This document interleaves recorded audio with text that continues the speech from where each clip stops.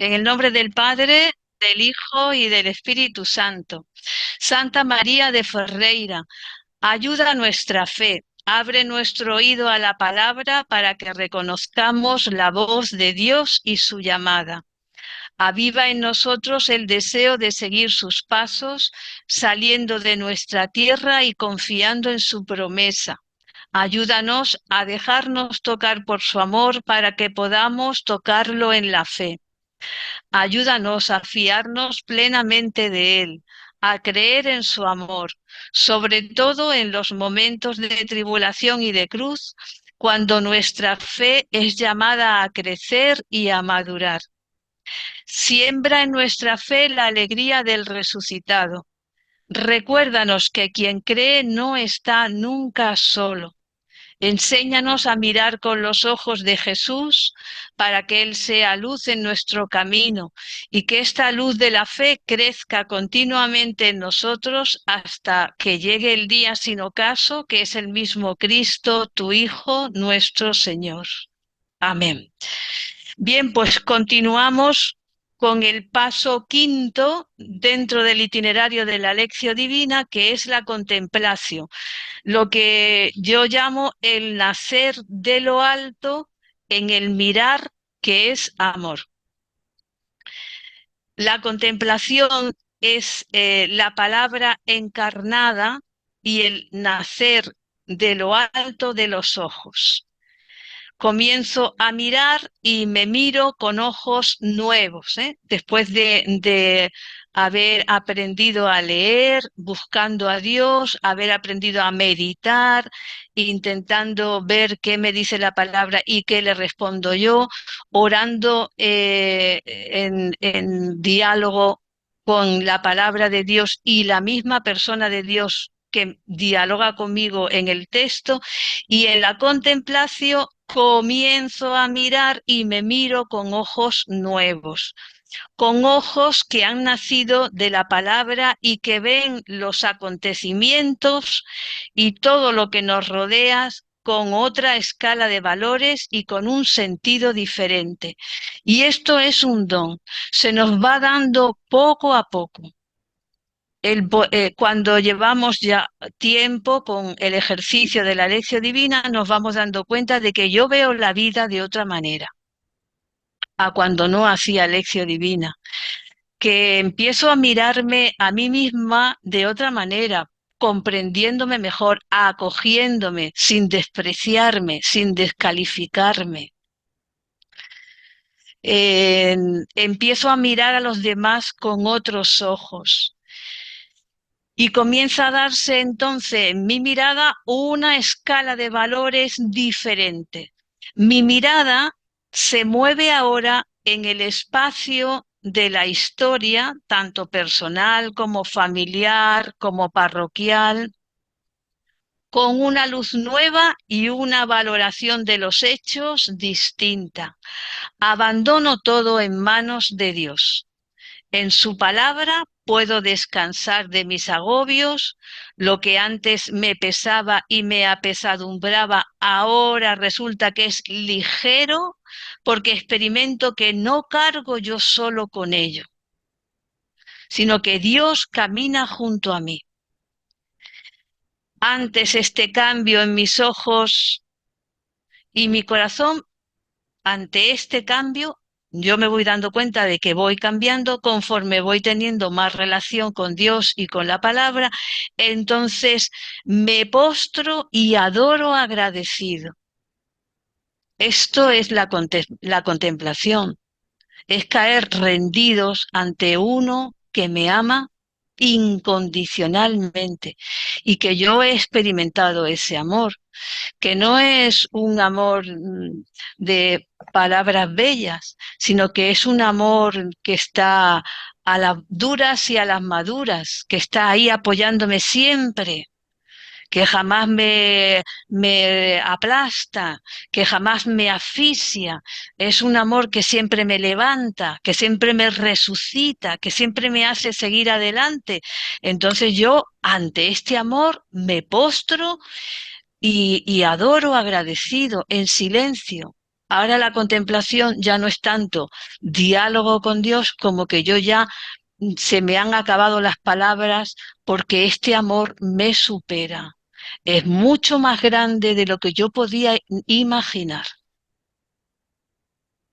Por eso la contemplación no es nada raro, no es nada extraño, no es para gente de élite, experta en... No, no, no, es para todo cristiano que va adquiriendo con la lección divina una mirada nueva con los ojos de la fe.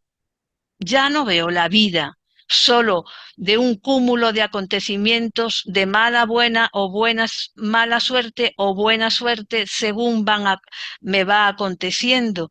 Ya veo que hay una historia de salvación detrás de todo lo que ocurre.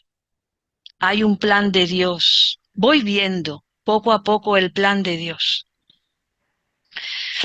Por eso podré decir como el salmista, y me estuvo bien el sufrir, así aprendí tus mandamientos, etcétera.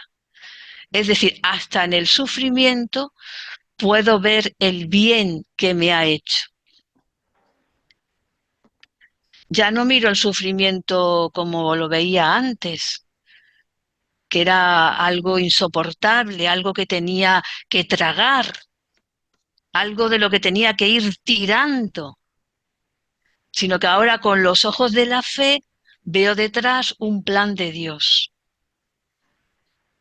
Incluso veo en el sufrimiento cómo Dios está sacando bien de aquel mal. El prototipo de esta forma de ver la vida, las cosas, los acontecimientos es María de Nazaret, que no podía ser otra, que enseñó a orar a Jesús y que dice, yo soy la esclava del Señor, hágase en mí. Es decir, se declara de forma consciente estar bajo la palabra de Dios. Hágase en mí según tu palabra. Es decir, voy a hacer de mi vida una lección divina continua. No me voy a apartar de estar al remojo de la palabra y por eso quiero que se haga lo que esa palabra tuya dice de mí. María está bajo el proyecto de Dios, no disponiendo el proyecto ella, no realizando ella los planes, sino que se pone bajo el proyecto de Dios. Se mira a sí misma como parte de un plan pensado por Dios. Ve que Dios tiene una iniciativa suya para su vida. Y es descubrir esto es el tesoro más grande que una persona puede encontrar en la vida. Descubrir a través del contacto con la palabra que Dios tiene un plan para ti, es decir, que ha pensado en ti concretamente y que por eso te ha llamado a la existencia, porque quiere hacer una historia contigo. Eso llena de sentido la vida entera.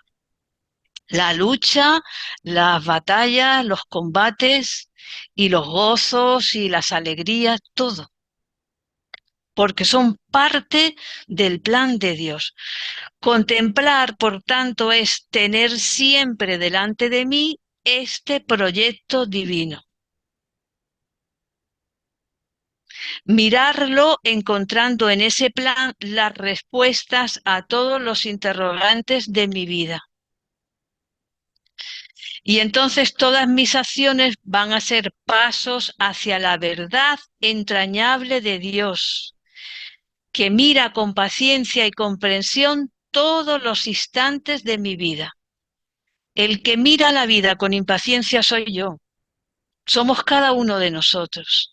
Dios mira nuestra vida con paciencia, sin prisas, haciendo una historia preciosa, saboreando esa historia contigo,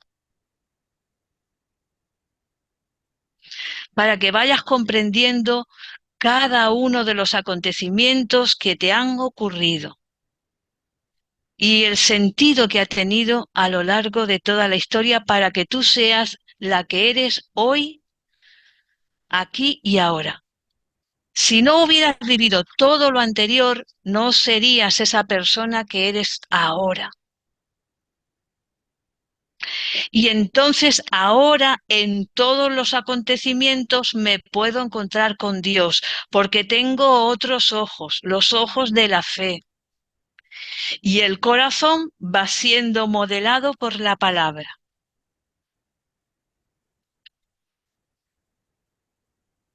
De esta manera, el orante no sale del ámbito de la palabra y está acompañada y esta palabra acompaña su vida cotidiana. La palabra no es solamente para la Eucaristía o para unos momentos especiales de oración. La palabra es que está conmigo en todas partes, en la cocina, en el coro, cuando canto, en la iglesia, en la calle, en el mercado y en todo, porque es que esto, hágase en mí según tu palabra, es que estoy bajo tu palabra, que me muevo bajo tu palabra en todos los momentos, como si la palabra y fuera el vínculo que mantiene la unión de todo, no como si fuera, que es lo que mantiene unido todo en mi vida y sostiene todas las actividades. Por eso, al comienzo del día es buenísimo ponerse a escrutar un poco la palabra antes de empezar todo el plan de ajetreo que tenemos. Porque entonces como que da unificación a todo el día, esa palabra que a primera hora he estado orando con ella. Esta persona que ora con la palabra, su corazón puede reposar en la certeza de que Dios guía sus pasos. Y así surge lo que dice Benedicto XVI en el libro este que siempre citamos, El espíritu de la liturgia, dice que así surge la postratio. Se escribe con T, postratio. El arrodillarse, la postración, arrodillarse y postrados ante la presencia de Dios en su palabra y quitarnos las sandalias porque pisamos terreno sagrado, donde arde sin consumirse el amor de Dios, como Moisés en la zarza ardiente. Caemos de rodillas al reconocer dónde estamos y lo que somos. Somos seres caducos que solo Dios puede levantar. Por eso nosotros al postrarnos o arrodillarnos, las dos cosas, lo que reconocemos es que nosotros no podemos levantar nuestra vida y orientarla hacia nada. Tiene que ser Dios el que nos levante y nos oriente para dejarnos conformar a su voluntad. Y no, su voluntad no es una cosa muy extraña. Ya digo que su voluntad es que todos sean uno. Ya lo dijo Jesús en su oración última, en la última cena, antes de empezar la pasión. Padre, que todos sean uno. Ya Dios, este sueño de comunión y de unidad, ya Dios lo había manifestado al profeta. El lobo vivirá con el cordero, la pantera se echará con el cabrito, el león y el novillo pacerán juntos. Nadie hará daño en mi monte santo. Nosotros al postrarnos reconocemos que esta unidad viene de Dios. Necesitamos el don del Espíritu, el contacto con la palabra de Dios y su Espíritu que nos la da, a través de la palabra nos lo da, para que podamos ir entrando en esta voluntad de Dios, que es que nunca nos dividamos, que siempre vivamos en comunión, todos, en la familia, en el trabajo, en la vecindad. Dice Benedicto XVI, hasta entrar en la fiesta de la casa del Padre, porque estamos haciendo un camino de vuelta. Y en este camino de vuelta hay un momento de contemplación, hay un momento de mirar las cosas de otra manera. Y podamos entrar en esta Benedicto XVI tiene unas expresiones bellísimas en este libro. Dice, podamos llegar a la unidad festiva con él. No es una unidad de aburridos, es una unidad festiva, es que celebramos la comunión con Dios, porque es el gozo más grande que se nos puede dar en esta vida, y la comunión con los hermanos. Pues para esto hacemos todos estos pasos de la lección divina. No lo perdamos de vista. No es para ser más inteligentes y más sabios que ninguno. Es para vivir en la comunión, como niños pequeños, unidos. Nada de soberbia. La soberbia va desapareciendo conforme uno se deja remojar continuamente por la palabra de Dios. Estoy en la página 26 para los que tienen el cuadernillo, que es la asignatura 23, cuadernillo 9, página 26, dice aquí, incluso en las circunstancias complejas que desazonan, María nos enseña que vivir bajo la palabra de Dios es interrogar estas circunstancias. No es lamentarse, es decir, ¿qué nos pasa? ¿Por qué pasa esto? ¿Qué nos quiere decir Dios con esto que está ocurriendo? ¿A qué nos llama Dios con esto que está ocurriendo? Releyendo las circunstancias a la luz del texto bíblico que estoy orando, dejando que aparezca ante mí una nueva visión de las cosas. Ah, pues esto no es porque estamos hechos un desastre, esto es porque Dios nos está llamando para que nos levantemos y motivados trabajemos por la comunión, por vivir escuchándonos unos a otros, por vivir adelantándonos a valorarnos unos a otros, con muestras de acogida, con pequeños gestos. Esos pequeños gestos van tejiendo la unidad.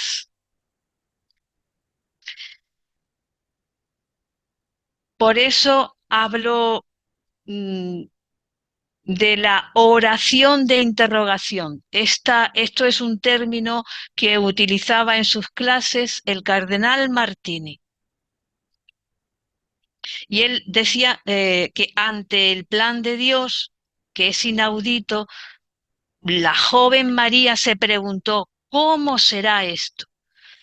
Porque lo que le anunciaba el ángel no era una cosa fácil, ni una cosa que entrara en la cabeza. Era inaudito. Por eso se preguntó, ¿cómo será esto? Martini dice, esto es oración. Esto no es incredulidad. Esto es la oración de María, que es una oración de interrogación. Sin esta oración de interrogar en toda circunstancia, decirnos, ¿y esto para qué lo quiere Dios? ¿Qué me está diciendo? Pues nos mundanizamos. Fijaos que el cardenal Martini no decía poca cosa, ¿eh? Si no nos dejamos interrogar por la palabra y hacemos esta oración de interrogación, nos mundanizamos, nos cerramos en nuestros propios razonamientos o en nuestros propios intereses y dejamos de mirar con los ojos de Dios. Ya solo lo que me conviene, lo que puedo sacar de bueno de provecho para mí en esto, qué puedo ganar en esto, qué puedo perder en esto otro, y siempre entonces se reduce la vida a una compraventa, a un mercado. Y resulta que la casa de Dios es casa de oración, no es un mercado, no es buscar nuestros intereses, es interrogarnos, orar interrogándonos. La oración de interrogación conduce a la contemplación, es senda para la contemplación,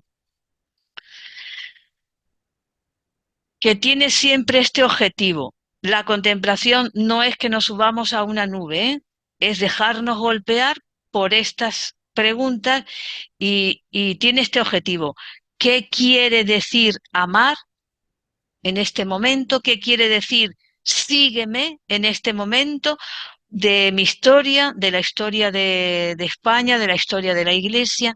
En esta situación concreta que estoy viviendo, ¿qué significa escucha? Cada una de las palabras que yo me voy encontrando en los textos bíblicos, en el Evangelio, hacerlo oración de interrogación. Recibid el Espíritu Santo, ¿no? Nos van a proclamar en el Evangelio el domingo que viene y nosotros para hacer oración con ese texto tenemos que preguntarnos, ¿qué significa recibir para mí hoy, para mi existencia de hoy? ¿Qué me quiere decir Dios con este recibir el Espíritu? Y dejarnos interrogar.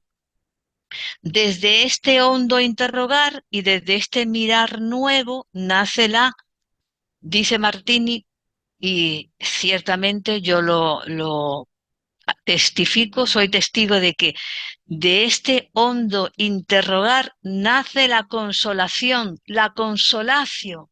Dios viene a consolarte.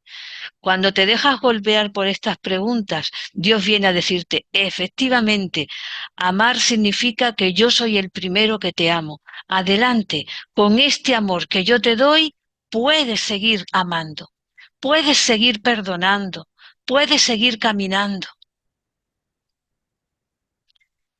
La profunda consolación en los sufrimientos por el apoyo de la palabra de Dios. ¿Por qué tanto lamento a nuestro alrededor? Porque el sufrimiento no se vive desde el apoyo de la palabra de Dios, sino desde los propios razonamientos, desde las propias fuerzas humanas. Y entonces no aparece la consolación, sino la desesperanza, la decepción, la desolación. ¿Y sabéis para qué queremos esta consolación? Pues no para ser unos prepotentes, que vayamos dando lecciones a los demás. De esta consolación nace la discreción, que es el sexto paso, el discernimiento.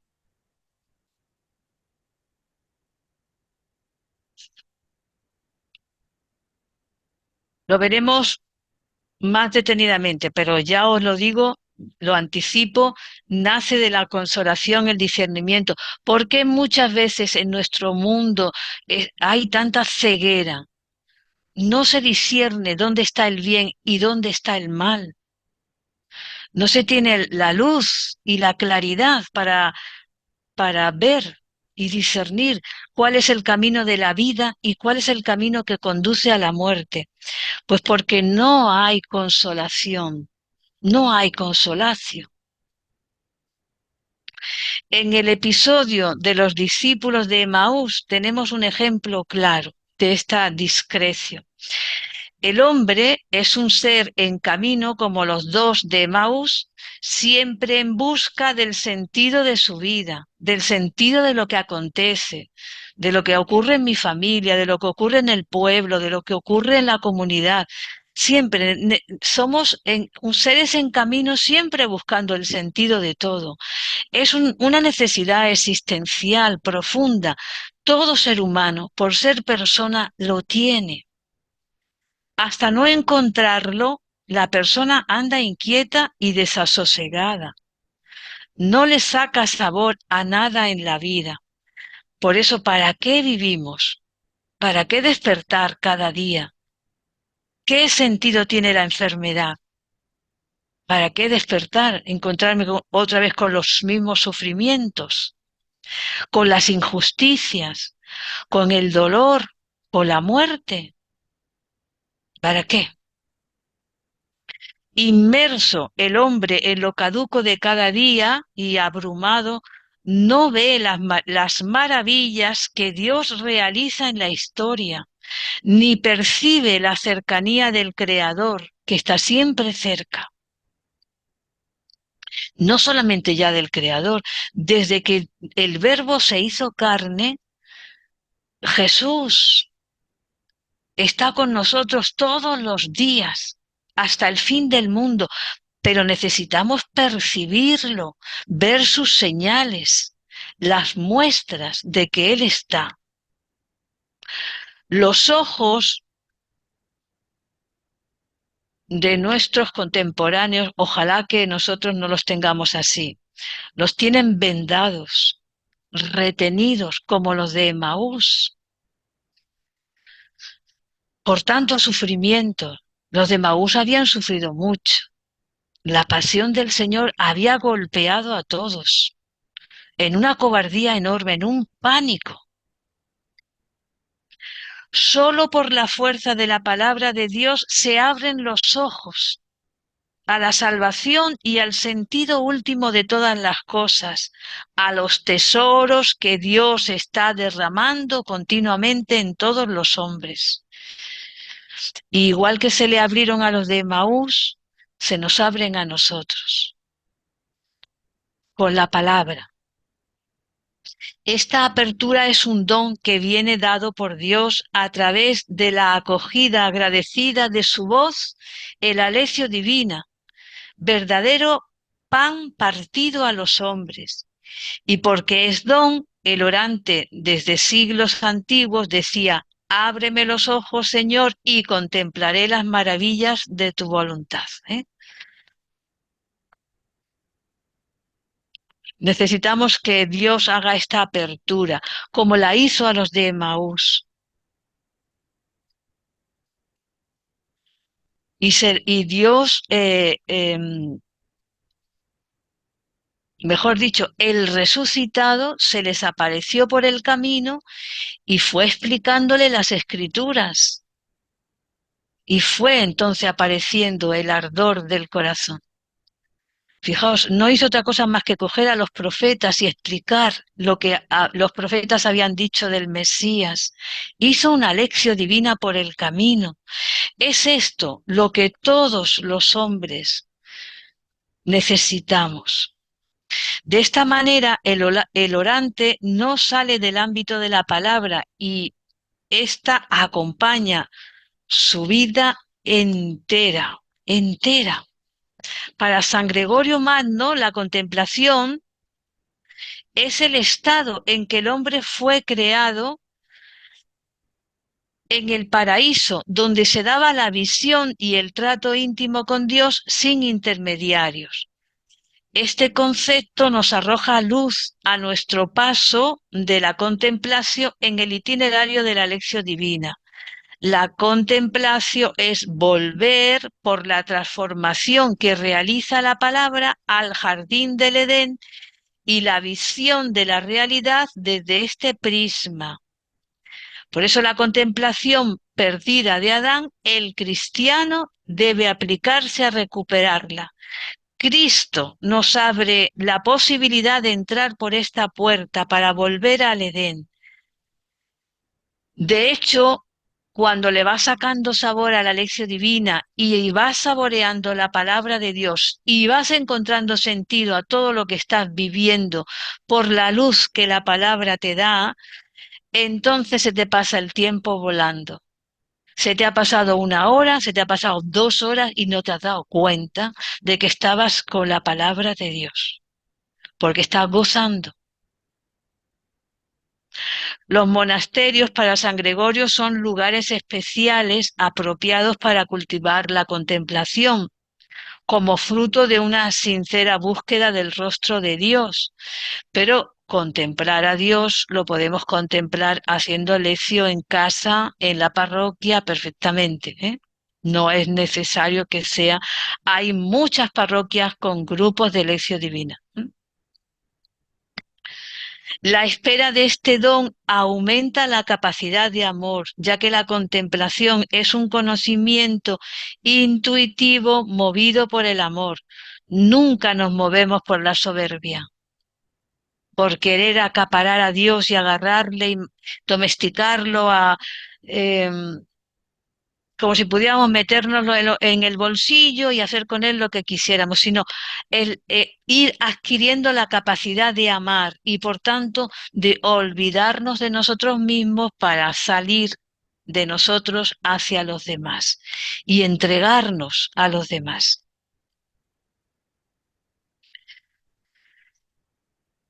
El fin, por eso, de toda praxis de la lección divina es amar sin límites, lo que conlleva una obediencia vital a la palabra.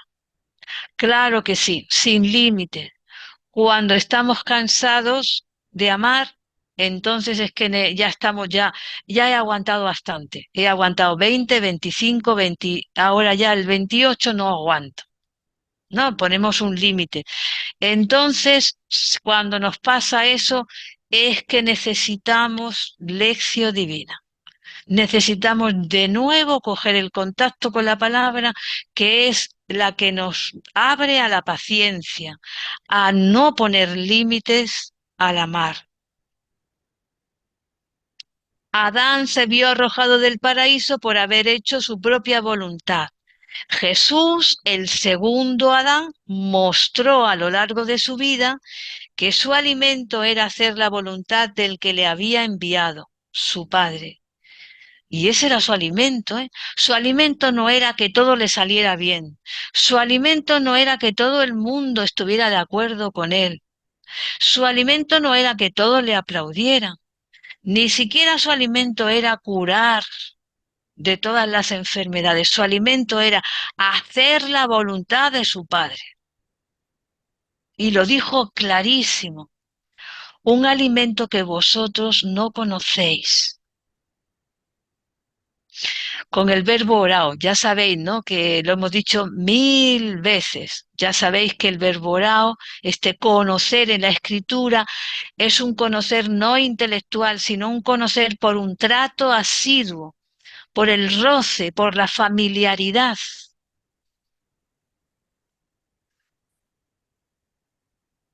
Jesús tenía un trato asiduo con su Padre y su voluntad, por eso la conocía.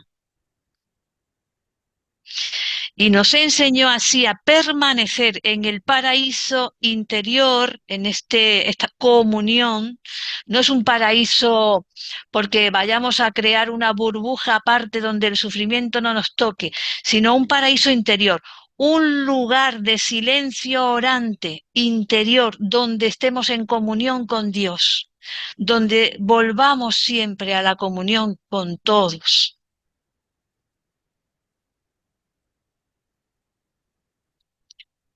Si seguimos su ejemplo de obediencia, Cristo Jesús cierra delante de nosotros la puerta de salida del Edén para que la habitemos por siempre, dirá San Gregorio, ¿eh? La obediencia a la palabra leída, orada, contemplada, viene a ser la muralla que rodea el paraíso del alma. Ese espacio interior donde yo rumio la palabra, me alimento de ella, la asimilo, tiene una muralla que me rodea. Se llama obediencia, dirán los padres. Gregorio Magno concretamente lo va a nombrar mucho. Si quiero tener este espacio bien cuidado, si quiero tener una vida de oración cuidada, necesito cuidar esta muralla, esta obediencia a cada a cada lectura, a cada palabra que se me proclama. De hecho, cada episodio de la escritura, cada personaje, cada palabra fortalece el espíritu del lector en medio de las adversidades de la vida, con las que hay que contar siempre. No huimos de la vida ni de la dureza de la vida en la escuela de oración, sino que nos vamos forjando una vida orante, abierta a la palabra de Dios. Por eso hay que aplicarse, decían mis profesores, a la lección divina con una inteligencia amorosa, acariciando cada palabra con los ojos. La vida es un viaje de regreso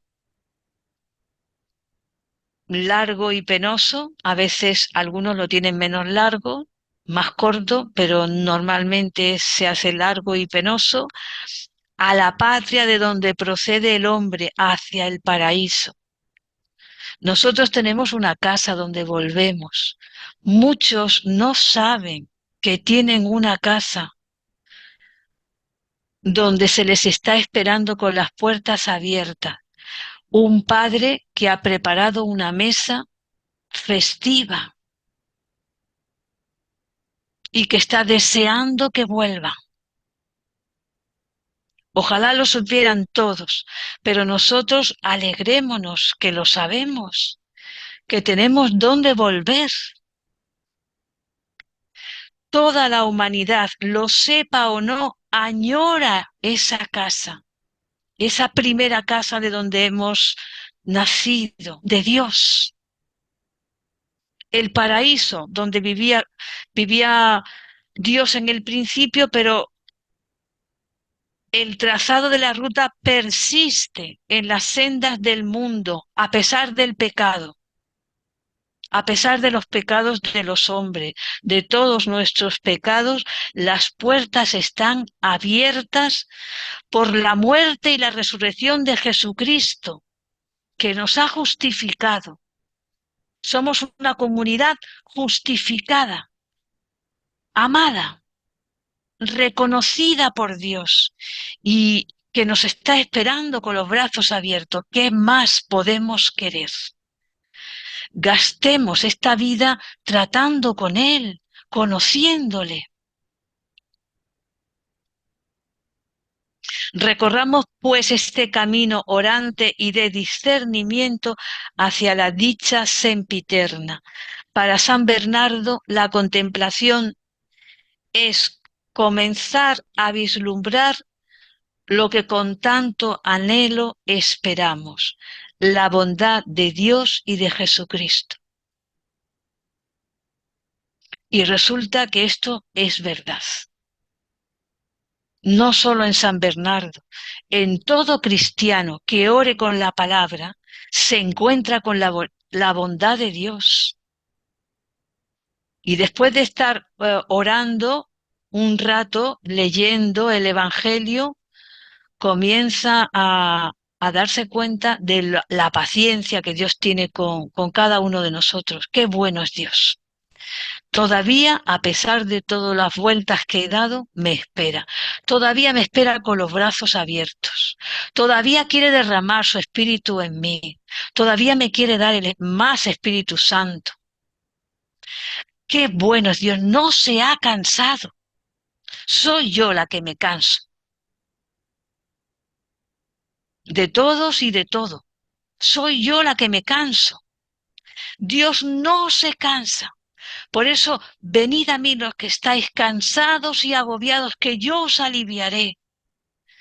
Y realmente podemos descansar, pero totalmente, de todos los agobios en la palabra de Dios. Y esto que experimentó San Bernardo lo podemos experimentar, lo estamos experimentando nosotros. No nos cansemos de ir a la palabra y de experimentarlo. Así lo expresa San Bernardo, dice concretamente con estas palabras en el comentario al Cantar de los Cantares. que es el tomo quinto de las obras completas de San Bernardo. Y dice así: contemplar es gustar y ver qué bueno es el Señor. Por eso, porque esperaba y olía a Cristo en espíritu, ya como que lo olía, lo vislumbraba, y feliz en su espera, a pesar de que era un anciano, para que veáis que los ancianos no son un estorbo, no son un estorbo, son una catequesis impresionante que nos habla con su estar. Y feliz en su espera, Simeón saboreó el gusto de la contemplación por el olor de su espera. Por eso ahora lo pudo abrazar, porque esperó saboreándolo, saboreando todas las promesas, las profecías que los profetas habían anunciado y que él tuvo el don de ver. Por eso saboreemos pues esta senda de la lección divina sin cansarnos. El siguiente paso simplemente lo vamos a empezar un poquito a vislumbrar hoy, pero lo vamos a dejar para profundizar en la clase de el día, hemos dicho 21, martes de la semana que viene. Pero si saboreamos la contemplación, el siguiente paso para las huellas de ir buscando a Dios en esta lección divina es la discrecio, que ya la he ido apuntando, el discernimiento, que yo lo llamo el fruto en sazón de la consolación y la puerta de la acción.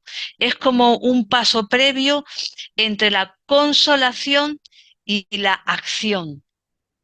Y en medio está el discernimiento, que es el ejercicio de distinguir la voluntad de Dios de aquello que no es de su agrado. Es la palabra confrontada con la vida. La gran mayoría de los libros que consultéis, la definición que os van a dar del discernimiento es esto, es la palabra confrontada con la vida. Porque la escucha de la palabra de Dios me abre a analizar mi realidad concreta y ver qué es camino hacia Dios y qué me aleja de Él en esto que estoy haciendo, y que no es que sea una catástrofe, sino que me aleja de Él y por tanto no puedo estar tan atenta o atento a su voluntad.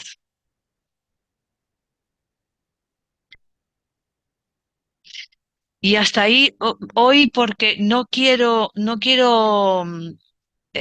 avanzar demasiado en el discernimiento, porque quiero que hoy saboreéis ese paso de la contemplación. ¿Eh? Y ya sabéis en el esquema que os mandamos adjunto, la contemplación es ante la manifestación de Dios. Yo me postro y adoro en silencio ante la palabra, porque ya veo la vida con otros ojos. Es el nacer de la mirada a verme y a ver todo de otra manera, con los ojos de la fe. Nada más que os quedéis con eso hoy es suficiente. Bien, y ya pues, sin más, nos vemos el martes que viene.